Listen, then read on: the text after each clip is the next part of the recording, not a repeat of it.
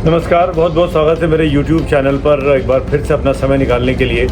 जैसा कि आपको पता है कि हम खबर बताते हैं, खबर का विश्लेषण करते हैं और ये उम्मीद करते हैं कि इस खबर के ज़रिए समाज में लोगों की समझ बढ़ेगी और लोगों को सकारात्मक दिशा में अपना जीवन यापन करने का एक रास्ता मिलेगा।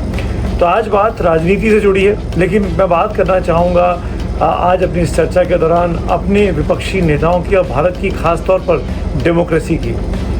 मैं सुमित अवस्थी हूँ, इस वक्त आप मेरे साथ मेरे YouTube चैनल पर हैं और जो लोकतंत्र की खूबसूरती भारत ने बीते 10 दिनों के अंदर दिखाई है वो अप्रतिम है। उसका कोई जोड़ नहीं है, वो बेजोड़ है, वो अद्भुत है। और ये मैं इसलिए कह रहा हूँ कि बीते 10 दिनों से हमने देखा, जब से ऑपरेशन सिंदूर हुआ और सरकार ने तय किया कि एक सर्वदलीय सांसदों का दल अलग अलग देशों में जाएगा। 59 अलग अलग सांसद, नेता, ब्यूरोक्रेट चुने गए, उनको अलग अलग देशों में भेजा गया। करीब 36 देशों की इन्होंने यात्रा की, रूस से और अमेरिका से लेके और छोटे मोटे देश तक, और यहाँ तक कि कई मुस्लिम कंट्रीज़ तक, जो जाके पाकिस्तान की असलियत दुनिया को बता सकें। आपने देखा होगा इन 7, 8, 10 दिनों में ये जो 7 ऑल पार्टी डेलीगेशंस थे, एक जगह से भी कोई कंट्रोवर्शियल खबर ये नहीं आई कि आपस में सांसदों में कोई मनमुटाव है, कोई मतभेद है।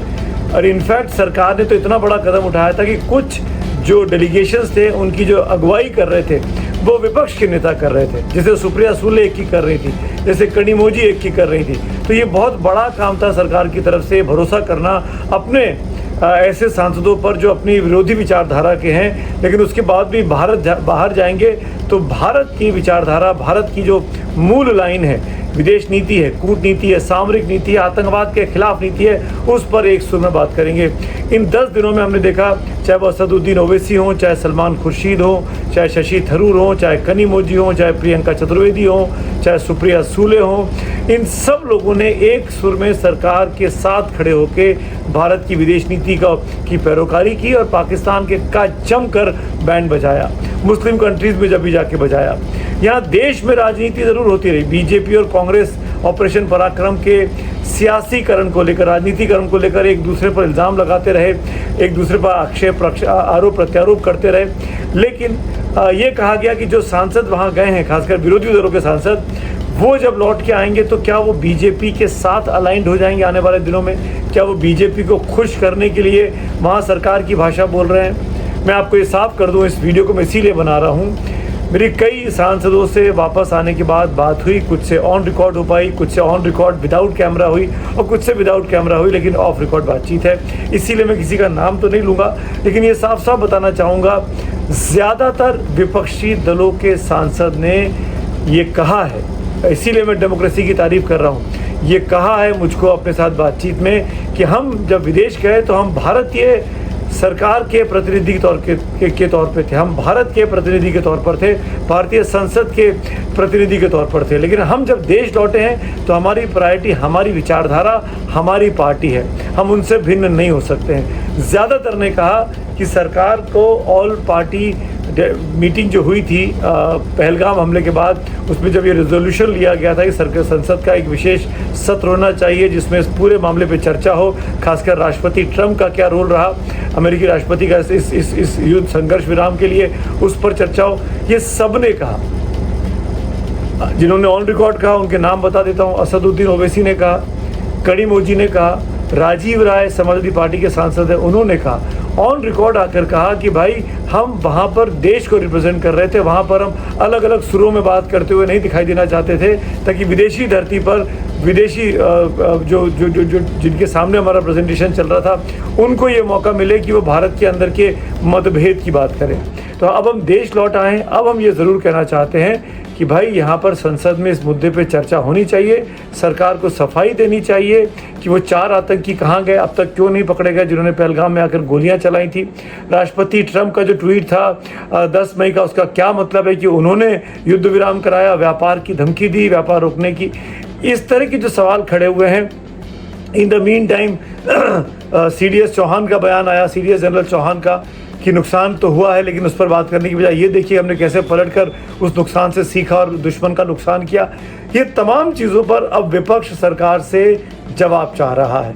और ये ही भारतीय डेमोक्रेसी की खूबसूरती है कि आप अपनी विचारधारा को पीछे रख दिया, पार्टी की विचारधारा को पीछे रख दिया।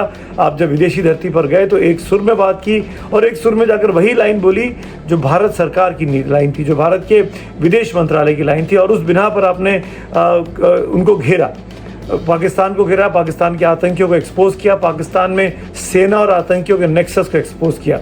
लेकिन अब जब आप देश में लौट आए हैं, अपनी धरती पर आ गए हैं, तो आप ये कह रहे हैं, ऑन रिकॉर्ड कह रहे हैं कि भाई ये हमारा संवैधानिक दायित्व है, ये मेरा संसदीय कर्तव्य है कि मैं सरकार से सवाल पूछूं।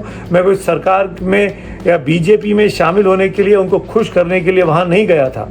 मुझे चुना गया, मेरी पार्टी ने मुझे कहा कि आप वहाँ जाओ, और उसी बिना पर मैं गया। चाहे वो मनीष तिवारी हो, एक और नाम, चाहे वो आनंद शर्मा हो, सलमान खुर्शीद हो। सलमान खुर्शीद और शशि थरूर के बारे में तो बहुत लिखा गया कि ये बीजेपी के साथ चले जाएंगे, लेकिन अभी शशि थरूर का डेलीगेशन लौटा नहीं है, उनसे मेरी बात नहीं हो पाई है, उनके बयानों को मैंने देखा नहीं है। देखते हैं शशि थरूर क्या करते हैं, क्योंकि उन्हीं को लेकर थोड़ा सा डाउट है कि वो कांग्रेस की लीडरशिप से नाराज़ चल रहे हैं और कुछ वो मनमाना रवैया अपना सकते हैं। वापस आने के बाद हो सकता है कि पार्टी उनको दूर कर दे या वो पार्टी से दूर हो जाए, उसको देखना बाकी है। लेकिन बाकी जितने लोग हैं, सपा के, आम आदमी पार्टी के, कांग्रेस के, इन तमाम डीएमके के, इन तमाम लोगों ने यही बात कही कि सरकार को संसद के सत्र को बुलाकर, संसद में बुलाकर इसको बहस करानी चाहिए और बताना चाहिए देश की आवाम को कि आखिरकार ये चूक कैसे हुई, कैसे 200 किलोमीटर अंदर तक टेररिस्ट आ गए, हमारी सेना, हमारे फौजी, हमारे सुरक्षाकर्मी उस वक्त क्या कर रहे थे।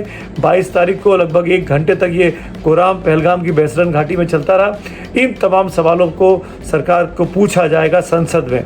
विशेष सत्र तो होने की कमी उम्मीद लग रही है, लेकिन सरकार ने 21 जुलाई की डेट अनाउंस कर दी है मानसून सत्र की। मानना चाहिए कि उस मानसून सत्र में इन मुद्दे पे चर्चा होगी और सरकार भी अपना पक्ष रखेगी।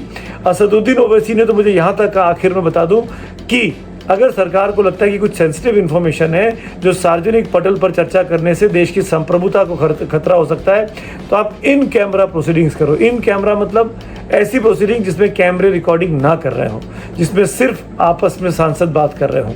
इसके लिए भी असदुद्दीन ओवैसी ने एक प्रस्ताव सरकार के सामने रख दिया है। सरकार क्या करेगी नहीं पता, लेकिन देश और जिनके नुमाइंदगी ये तमाम सांसद कर रहे हैं, उनको ये अधिकार है पता होने का कि आखिरकार ये चूक हुई क्या थी, किसकी वजह से हुई थी, और जो चूक हुई उसके बाद क्या कार्रवाई की गई उन लोगों पे जिन्होंने ये चूक की थी।